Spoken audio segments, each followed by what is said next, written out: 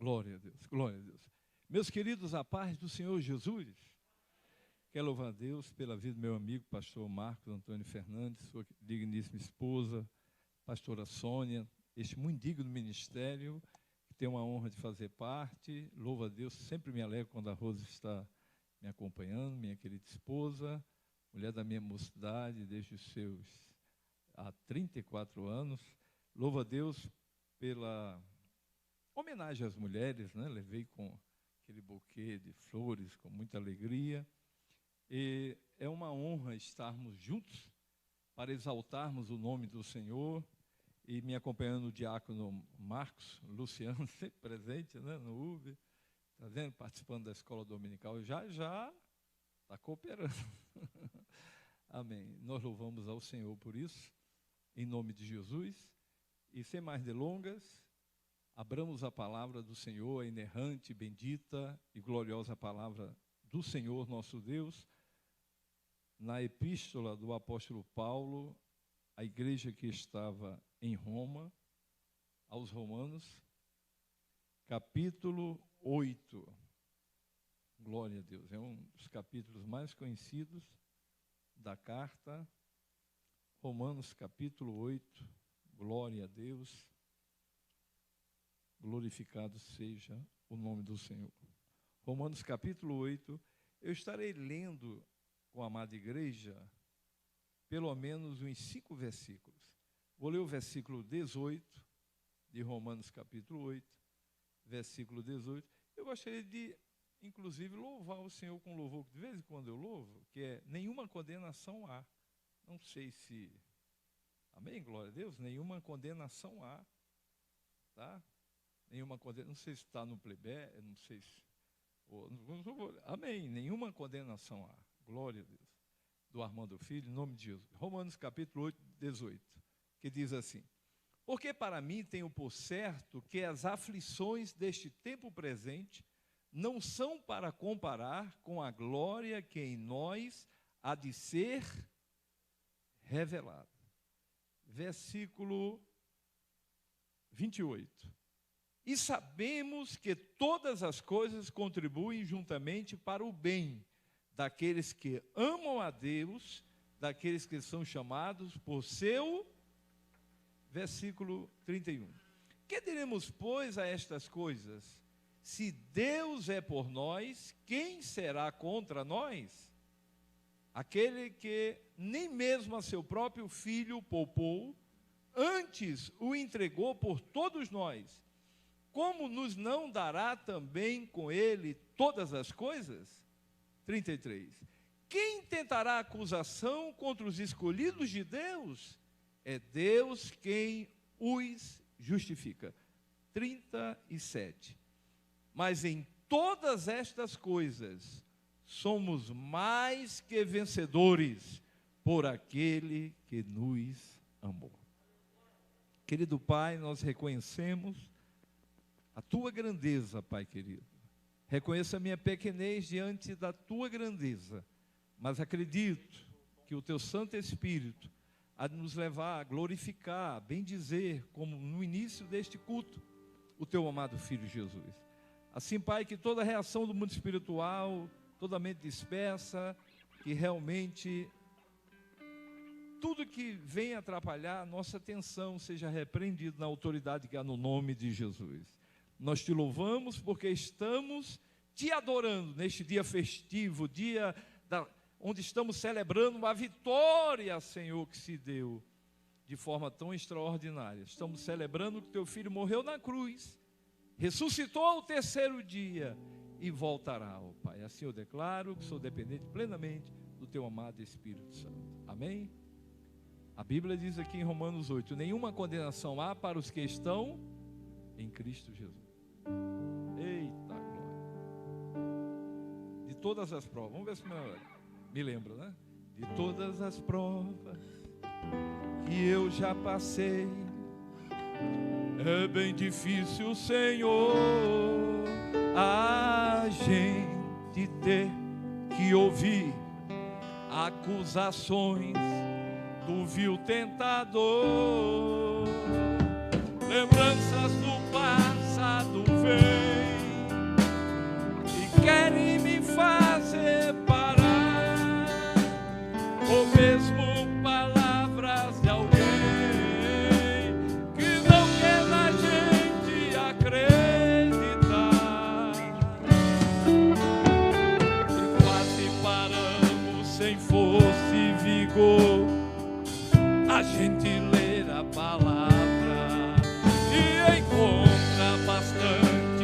poder para vencer, continuar a jornada. Em vez do passado ficou para trás, pois Cristo na cruz tudo já venceu, e sabe que dele não lembra mais. Eu canto pra glória de Deus. Nenhuma condenação há para quem está em ti, Jesus, cuja vida coberta está pelo sangue que desceu na cruz. É certo que provas virão, pastor Marcos, investidas do vil tentador. Marquinhos, nenhuma condenação há para quem está em ti, querido Senhor. Erebequer. Oh, aleluia! De todas as provas que eu já passei, é bem difícil, Senhor, a gente ter que ouvir acusações do vil tentador. Lembrança do passado vem e quer nos fazer parar, ou mesmo palavras de alguém que não quer a gente acreditar. E quase paramos sem força e vigor. A gente lê a palavra e encontra bastante poder para vencer, continuar a jornada. Em vez do passado ficou para trás, pois Cristo na cruz tudo já venceu, e sabe que dele não lembra mais. Eu canto pra glória de Deus, de Deus. Nenhuma condenação há para quem está em ti, Jesus, cuja vida coberta está pelo sangue que desceu na cruz. É certo que provas virão, investidas do vil tentador, mas nenhuma condenação há para quem está em ti, querido Senhor. Nós te amamos, Jesus, porque o Senhor nos amou primeiro.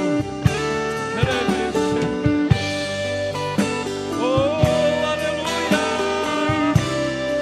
Você pode glorificar aquele que morreu na cruz. Glorifique ao Senhor. Muito obrigado. Meu Deus, o Senhor é bom. Oh, aleluia. Meus irmãos queridos, eu gosto muito de louvar assim, de vez em quando eu louvo. Deus me deu até uma oportunidade, o pastor Gesiel brincou comigo, né?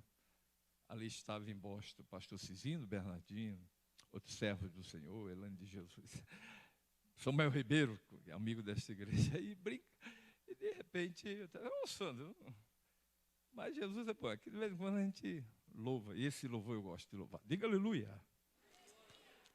E eu louvo a Deus, e é meio assim, né? Porque nosso amigo pastor Marcos, na área do louvor, aí, glória a Deus, glória a Deus, glória a Deus.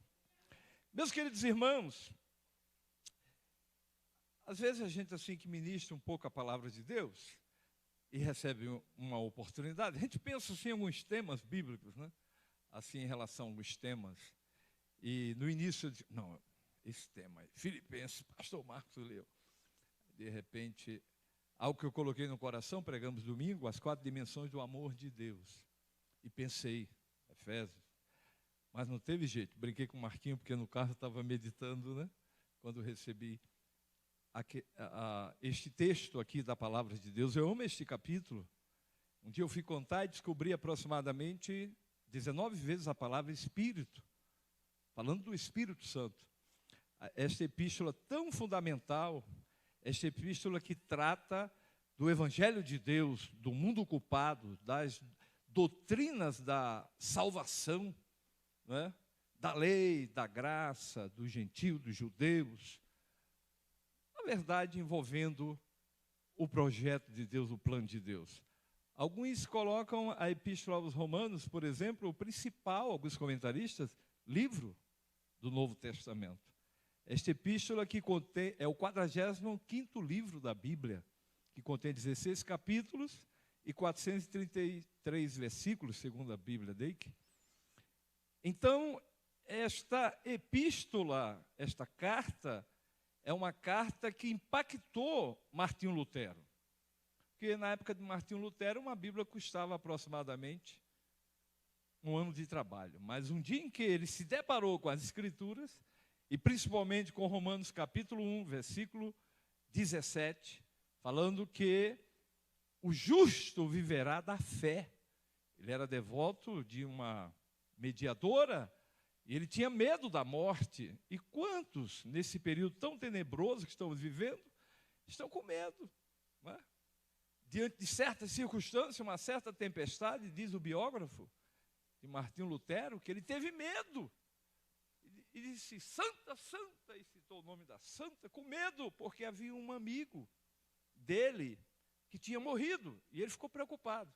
Alguém já disse, só se sabe o que é morte quando ela leva o ente querido.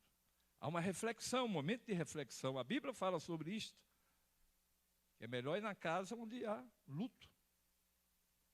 Então, muitos têm refletido, e Martinho Lutero foi impactado quando ele descobriu que a salvação não é mediante as penitências. Ele foi tremendamente opositor das indulgências e do emissário enviado por Leão X, Titzel, que começou a pregar as indulgências para que o homem tivesse a salvação, se um amigo tivesse no purgatório, que é um dogma desenvolvido por Gregório o Grande, mas que na verdade não está nas Escrituras Sagradas, porque dizer que existe o purgatório, um lugar que ainda vai purificar-se, é anular o sacrifício perfeito de Jesus na cruz do Calvário. Oh, aleluia! Está lá em Hebreus capítulo 1, quando nos fala, no versículo 4, da verdadeira purificação. E eu li, inclusive, foi um artigo de um padre que se deparou com a justificação, e ele colocou em Hebreus capítulo 1, versículo 4, o verdadeiro purgatório está ali. No sentido da, né, pastor Aragão, da purificação verdadeira, e a Bíblia diz que o sacrifício foi único. E Lutero não concordou e preparou as suas 95 teses, principalmente combatendo as indulgências. E Lutero disse uma certa feita, a Bíblia não é antiga nem moderna, a Bíblia é eterna. E nós estamos vendo o cumprimento da palavra de Deus plenamente no século 21, época da pós-modernidade, do relativismo moral, onde também está se pregando um evangelho triunfalista, onde, na verdade, se anuncia muitas vezes o lado B. Pastor Marcos conhece bem. Quantos discos Vinícius gravaste, meu amigo pastor Marcos? 2 discos. As melhores músicas estão no lado A ou lado B? Lado A. Está se pregando um evangelho onde se dá bastante ênfase ao lado A. Porque o evangelho é bênção, irmãos. O evangelho desperta. O evangelho alcançou muitos escravos. Na época em que essa epístola foi escrita, havia um número enorme de escravos. Mas o evangelho não faz acepção, e hoje já se falou sobre a questão que Paulo fala, do sentimento de Cristo. O Espírito Santo tem ministrado aos nossos corações, que é um sentimento de servo, escravo, servo, humilde e obediente. Oh, aleluia! O evangelho não faz distinção nesse aspecto, porque na história da igreja, e também não é isso, mas cada um é chamado para um propósito no reino de Deus. Todos nós somos membros do corpo de Cristo. E na igreja, o que acontecia é que, muitas vezes, o escravo era separado pelo Espírito Santo para exercer uma função de presbítero ou ancião, também em conexão com o termo bispo, episcopos, né? Que na verdade eram termos equivalentes que têm a ver com a liderança. Ancião, presbítero, tem a ver com ser idôneo, né? Uma pessoa idônea, necessariamente não significa ter uma idade avançada, mas o que se percebe é que na igreja, por isso que São Paulo disse que quando o Senhor derrama o Espírito Santo, e quando separa para a obra, não tem macho, não tem fêmea, não tem escravo, não tem livre, porque Jesus batizava com o Espírito Santo os escravos. Quantos podem exaltar o nome do Senhor por isso? E chamava para ser um presbítero. Aí uma das acusações, pastor Diogo, em relação à sociedade romana, greco-romana, era dizer que os cristãos eram niveladores da sociedade. E que também alguns diziam, eram ateus, não creem em Deus. Como não crê? Crê num Jesus invisível, mas César é Senhor. E eles dizem que não, é Jesus, Quírios, é Jesus, que é o Cristóis, é o Cristo, é ungido, equivalente a Messias no hebraico, Cristo na língua grega, e que na língua portuguesa é ungido, e quem é o Quírios é Jesus. E aí havia uma dificuldade, mas na verdade isso tudo tem a ver, bendito seja o nome do Senhor, que o Evangelho transforma. No mundo greco-romano, a criança, até a própria mulher, não era... Mas depois do Evangelho, através de Jesus, que permitiu às mulheres trabalharem no seu ministério e disse, não impeça, todo culto aqui, né? Chama as crianças, coisa linda, coisa bela, Jesus ama. Por quê? Jesus falou, não vos impeça as crianças chegarem, porque das tais é o reino dos céus. Coisa linda, irmãos, é o Evangelho. Então, esta epístola é maravilhosa. É a sexta carta escrita em Corinto por volta do ano 58 a 60 depois de Cristo. Paulo está em Corinto, onde ele plantou uma igreja com o apoio de Áquila e Priscila. Eu acho lindo Atos capítulo 18, quando tem uma hora que Lucas registra Áquila e Priscila, e outro momento Priscila e Áquila. Coisa linda. É o casal estar junto. Diga aleluia. Coisa linda. E coisa linda, o que é que Paulo, interessante, diz assim, Áquila e Priscila. Mas tem outro momento que fala Priscila e Áquila. Áquila.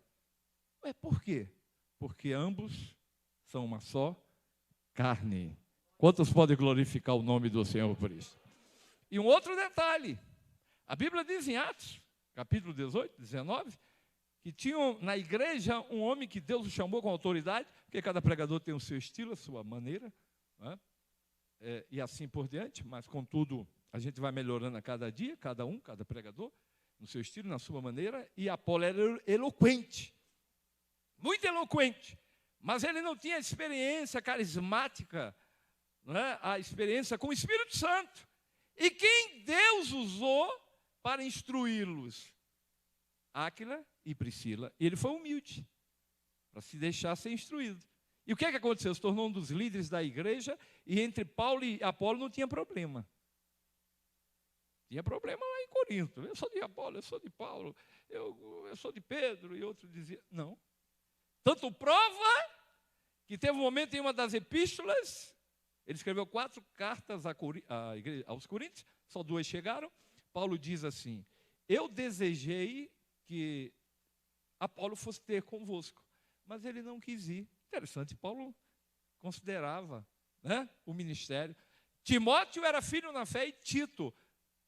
Apolo, Deus o chamou de uma outra maneira. Mas Paulo, irmãos, o respeito mútuo entre os ministros, entre a igreja, entre os jovens, entre as mulheres, entre os casais, é coisa tão linda. Diga aleluia. Paulo não vivia na teoria. Tanto prova quem lê a carta de Tito. Deixa eu prosseguir aqui, mas Jesus é bom. Diga aleluia.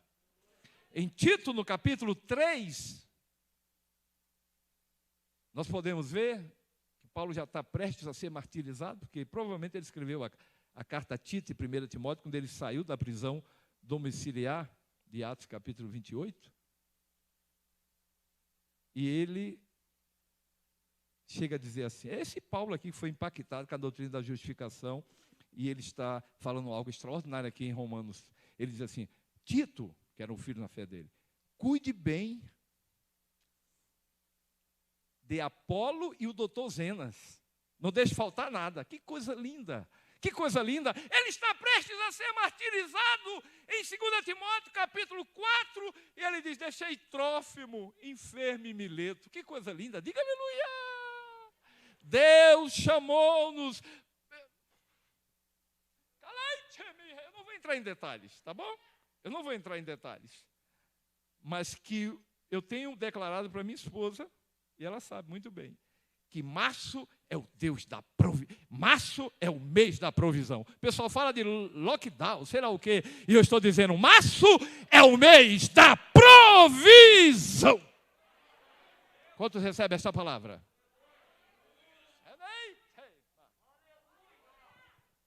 Março é o mês da provisão. Estava fazendo uma uma live, e não faço pensando nisso, Deus sabe. Pregamos 25 anos em trem, ok. Mas um dia Deus tocou em alguém lá na outra América, me pediu meus dados e quis me dar uma oferta. Como é que pode, em meio à pandemia, Deus toca em alguém para dar uma oferta? Diga aleluia! Eu digo, meu Deus! Aí, de repente, no meu aniversário, Deus tocou também para me mandar uma... Meu Deus!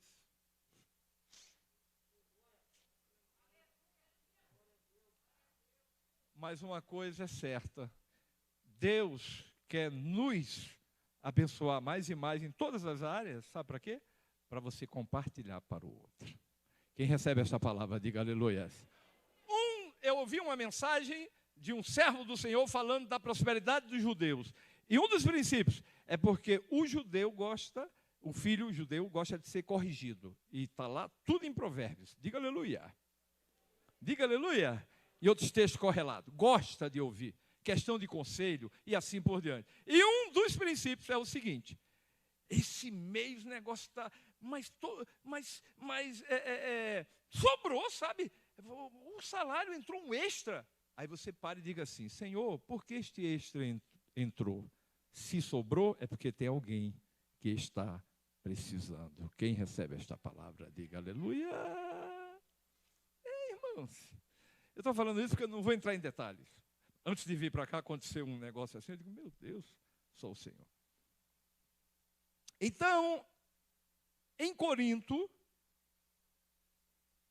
de Corinto, Paulo pediu a Febe, só podia ser uma mulher. Diga aleluia. Meu filho aniversaria dia 8, né? 8 de março, meu filho mais velho que esteve aqui. E que é o dia das mulheres. Glória a Deus. E o meu filho, ele... Interessante que, olha Deus usando. Você vai dizer que Paulo era machista, não tem base escriturística, não tem base bíblica, não tem base histórica. Paulo não era nada de machista. E a mulher precisa falar, mas é um outro detalhe. Diga aleluia. E até já brincou e disse que mulher não entra no céu. Eu vi isso há muito tempo. Dois pastores falando. Eu tinha dito, mas por que mulher não entra no céu? Não, ela até entra, mas tem que ficar calada 30 minutos. Apocalipse 8. Diz que as mulheres, quando chegaram lá... Não, ali é outra coisa escatológica, né? Porque na psicologia feminina a mulher precisa falar. Eu falei isso hoje. Foi contigo? Foi contigo. Mulher precisa falar. Precisa, deixa a mulher ter uma... Deixa falar. Diga aleluia. Não tem paciência para ouvir as mulheres falar? A mulher foi a última lá ao pé da cruz. E aprendemos aqui. Teve alguém que pregou e falou que não falou nada com a Madalena. Mas ela ficou com mimimi. Porque lá na sepultura, ela percebeu que aquele que recebeu os 3 graus, Rabi, R-A-B, mudo, grau médio, grau inferior. Rabi, grau médio. E Raboni, mestre e senhor. Ele apareceu e ela achou que era o jardineiro. Aleluia! E ele disse, Maria. Ela percebeu, Raboni. Aleluia, aleluia. porque ela estava ao pé da cruz e ela estava lá na sepultura. Pois justamente eu fui ver que tem várias mulheres em Romanos 16 aqui nesta carta. Ele fala de Febe, que foi a que levou, numa região de mais ou menos entre Cencreia, 9 quilômetros mais ou menos, de Cencreia a Corinto, e é Febe, que servia ao Senhor, a igreja de Cencreia. Ela leva a carta. E Paulo, que tinha um desejo de ir ter com esta igreja, porque ele conhecia alguns que estavam lá, principalmente gentios lá em Roma, e havia um desejo no coração de Paulo de ir a Roma. Havia um desejo. Ele registra no capítulo 1 que ele queria compartilhar um dom e também reciprocamente receber, porque ninguém só dá, recebe também. Quem recebe esta palavra, diga aleluia. Quem está recebendo a palavra? Ele sabia que a igreja era uma igreja fervorosa, né? Uma igreja dinâmica. E ele, em Romanos 15, ele faz uma retrospectiva do seu ministério. E ele diz que começou a pregar o evangelho em Jerusalém, nos arredores, e ele chegou até o Ilírico, que seria a antiga Dalmácia, a antiga Iugoslávia, que também é chamada na Bíblia Dalmácia. Então Paulo diz em Romanos 15 que ele, irmão, chegou até o Ilírico, mas ele começou pregando em Jerusalém, nos arredores, e o desejo dele era ir à Espanha. Que coisa linda, que coisa bela, aleluia. E ele estava com ofertas para levar para os santos de Jerusalém. Mas quem tem o controle da nossa vida é Deus. Quem recebe esta palavra? Porque quando ele chega lá em Roma para ser julgado pelo imperador, ele apelou para César em Cesareia, a Bíblia diz que ele ficou preso por 2 anos em Atos capítulo 28, numa prisão domiciliar, e ele escreveu 4 cartas aos Efésios, Filipenses, Colossenses e Filemon. Mas uma coisa é certa, esta igreja, aleluia, em Romanos 16, ele cita, ele conseguiu, parece até o pastor Marcos, se esquece um pouco dos nomes, mas guarda quase todos os nomes, diga aleluia. Ele se lembra de Trifose e Trifena. Pergunta o irmão que está ao seu lado, você se lembraria de Trifose e Trifena? Está em Romanos 16. Ele se lembra de Pérside. Eita glória! Ele diz que havia uma igreja na casa de Áquila e Priscila. Que coisa linda, irmãos. Que coisa bela. Então, realmente, nós somos mais do que vencedores. E por que nós somos mais do que vencedores? Porque independente do sexo, independente da idade, independente das circunstâncias que estamos vivendo hoje no mundo, a palavra de Deus está nos dizendo que nós somos mais do que vencedores. Então, dentro deste contexto, o que eu estou afirmando em nome de Jesus, querida igreja, certamente tem a ver tudo com o tema desta ministração. O que significa ser mais do que vencedor? Quando a Bíblia está dizendo, nós somos mais que vencedores. Eu encontro aqui em Romanos 8, pelo menos Paulo falando de coisas, não é? Pelo menos 3 vezes. Ele fala no versículo 28. E sabemos que todas as coisas contribuem. Há uma versão que diz, Deus contribui. Romanos 8, 28. Deus contribui. Todas as coisas. Há uma versão que fala Deus. Irmãos, Jesus tem a chave da morte e do inferno. Estão na mão dele. Só morre se ele quiser. Diga aleluia. E Deus tem o controle de tudo. Agora tem um detalhe.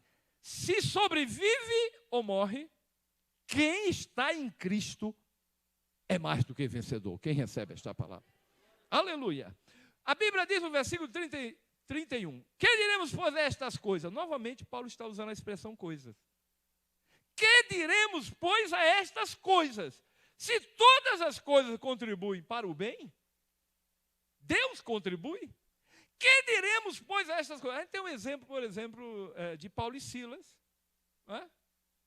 Que ele poderia anteriormente reivindicar a cidadania romana, porque Barnabé não era, a Bíblia não fala, era de cultura grega, da ilha de Chipre. E Deus tem até o controle da briguinha entre Barnabé e...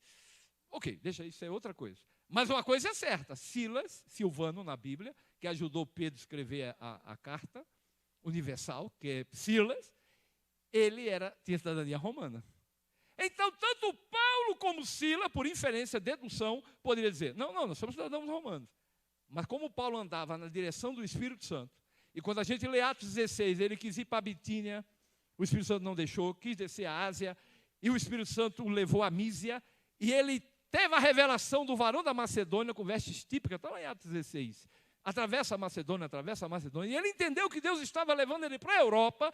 Ele chega em Filipos, quem já leu o texto, é uma passagem muito conhecida. A Bíblia diz em Atos 16 que eles foram presos por causa da obra que Deus fez, não vou entrar em detalhe, em virtude da exiguidade de tempo, mas eles foram presos, mas a Bíblia diz que no cárcere interior eles estavam orando e louvando a Deus, e Deus mandou um terremoto santo, abalou tudo, e os irmãos sabem o que é que aconteceu. Sabe por quê? Todas as coisas contribuem para o bem. Quem recebe esta palavra, diga aleluia. Todas as coisas contribuem para o bem. Está no projeto de Deus, está andando conforme Romanos 8, versículo 1. Nenhuma condenação há para os que estão em Cristo Jesus. Mas o versículo 4, por causa do versículo 4, algumas versões já colocam essa expressão. Nenhuma condenação há para os que estão em Cristo Jesus, que não andam segundo a carne, mas segundo o Espírito. Irmãos, o maior veículo não é... Às vezes você pode até não estar com um veículo do sonho que você gostaria. Né? Mas está na bicicleta lá, não importa se está isso, está aquilo. Mas o veículo está lá em Apocalipse 22, é o Espírito e a noiva que diz vem, diga aleluia. Edson e Thelma é um dueto abençoado, antigo, na época do pastor Marcos, da minha não, também da minha. Edson e Thelma, e tem Raíssa e Ravel também, tem outros novos. Agora o maior dueto, no sentido global, é a igreja como corpo, é a igreja e o Espírito Santo, você anda de mão dada com ele, diga aleluia. Diga aleluia. Nenhuma condenação há para os que estão em Cristo Jesus, que não andam segundo a carne, mas segundo o Espírito. Andai no Espírito e não cumprireis as concupiscências. E quebrei a uma elétrica agora, né? Estou andando aqui. Diga aleluia. Mas depende. Aqui é pentecostal. Diga aleluia. E não estou dizendo que todo que anda... Ok, não vou deixar para lá. Diga aleluia.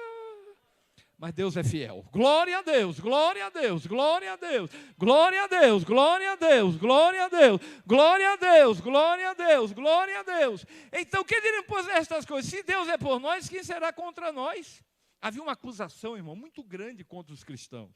Muito grande. Se intensificou na época de Nero, depois Domiciano. O apóstolo João foi preso na ilha de Pátimos, depois foi aumentando. A perseguição, opa, bênção pura. Aleluia, foi aumentando, se intensificando, até que quando chegou 313, houve o edito de Constantino e tal, e assim vai, a igreja, ela sai de ser igreja perseguida para ser igreja imperial. E aí vem a época medieval, então o paganismo entrou, o romanismo entrou, então a essência da doutrina se foi embora. Então havia uma perseguição muito grande, mas o apóstolo Paulo diz que quem os condenará? Porque o versículo 33 diz, é Deus quem justifica. Quem é justificado pelo Senhor aqui?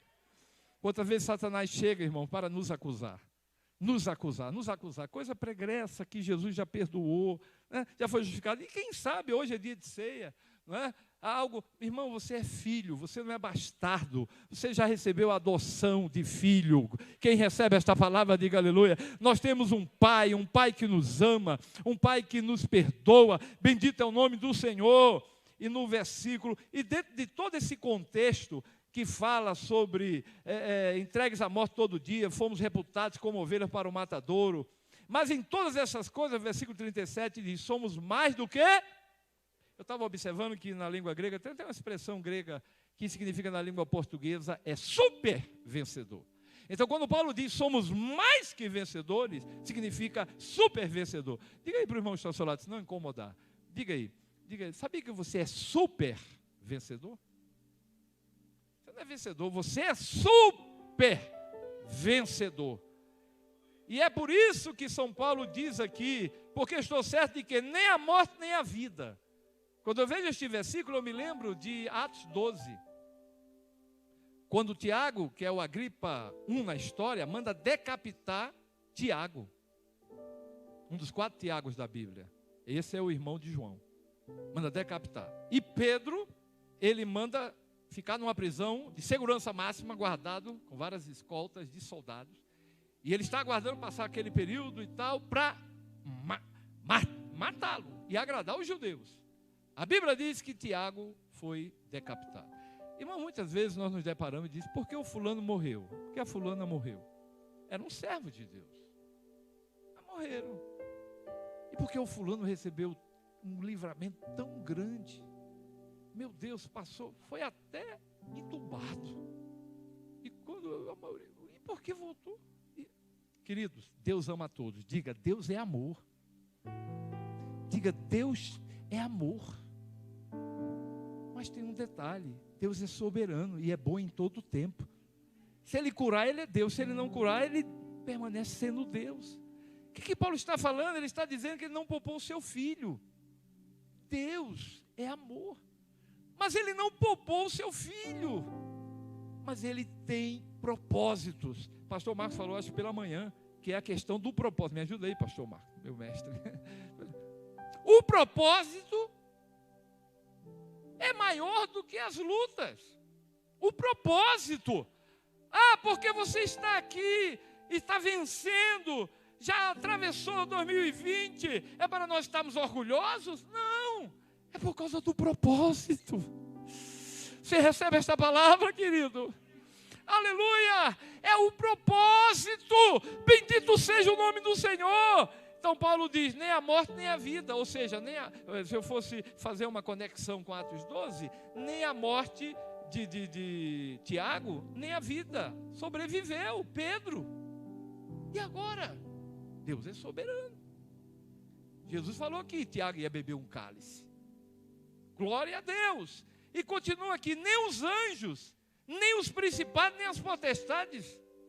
Irmãos, existe principado nesses últimos dias, potestades, que querem impedir que a igreja avance, que a igreja, sabe, e que não quer, fica lutando para que você não rompa as barreiras, meu querido. As notícias que vêm por aí, e vai fechar tudo isso, aquilo. Eu sei que a gente cumpre todos os, não é? Mas tem muita coisa, como disse o pastor Marcos, é politicagem. E vem coisas para deixar, sabe? Mas a Bíblia diz aqui, nem anjos, nem principados. Há uma luta espiritual. Doutora Damares rogou até a questão, vamos orar, teve uma revelação, é algo experiência própria dela, mas amém, mas vamos orar. Vamos orar, vamos orar. Porque há uma batalha no mundo espiritual. Mas São Paulo está dizendo, nem os anjos, nem os principados, nem as potestades, nem o presente, nem o porvir, nem o presente, nem o futuro. Ansiedade, estrangulamento. Tem gente que sofre por antecipação, achando, e nem aconteceu o que eu sofri tanto. E para que sofreu? Para que ficou aperreado? Sofreu antes do tempo, lançando sobre Ele toda a nossa ansiedade, porque Ele tem cuidado de vós. São Paulo está dizendo, nem a morte, nem a vida, está falando, nem o presente, nem o futuro. Aleluia, aleluia, aleluia. Nem a altura, nem a profundidade, nem alguma outra criatura nos poderá separar do amor de Deus. Quem sabe uma criatura, alguém chega, não, você não passa esse ano, não sei o quê.